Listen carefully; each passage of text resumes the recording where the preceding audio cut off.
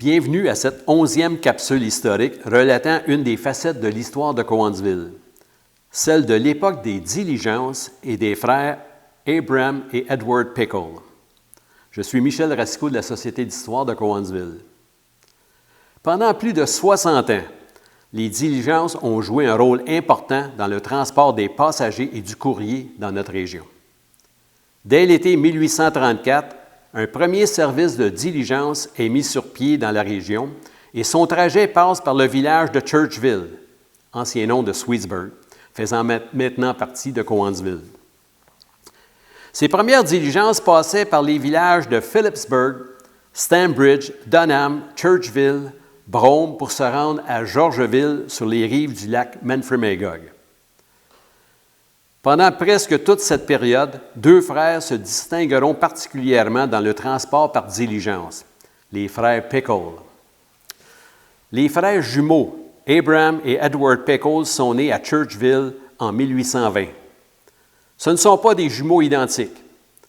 Abraham était grand, mesurant près de 6 pieds, tandis que son frère était petit et trapu. Très jeunes, les frères Pickle se lancent dans le service des diligences.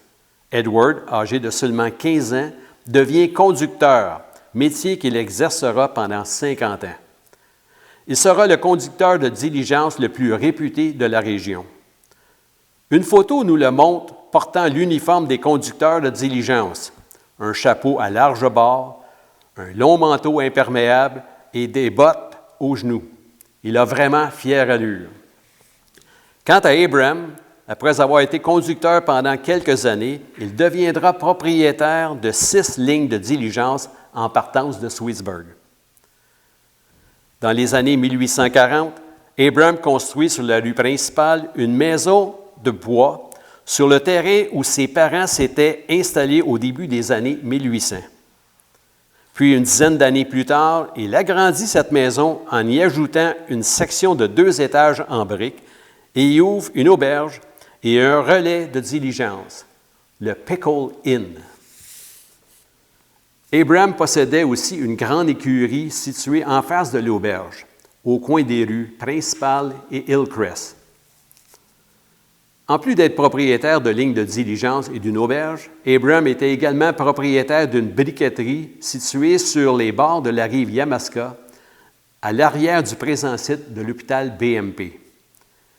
Les briques utilisées pour la construction de son auberge, ainsi que celles utilisées pour la construction de plusieurs maisons à Sweetsburg, proviennent de cette briqueterie.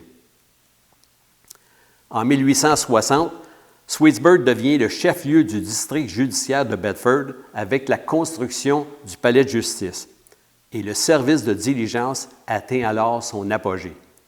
À ce moment, pas moins de 6 lignes quotidiennes de diligence relie Sweetsburg aux villages environnants. Les trajets vont vers Farnham, Knowlton, Waterloo, Granby, ainsi que Richford et St. Albans au Vermont. La diligence vers St. Albans partait à 2 heures du matin afin de faire le trajet de retour la même journée. En plus des voyageurs, la diligence transportait le courrier. La diligence qu'Edward conduisait était de modèle Concord. Elle pouvait accueillir jusqu'à 18 passagers. Lorsqu'il prit sa retraite au début des années 1880, la grande époque des diligences était déjà presque terminée.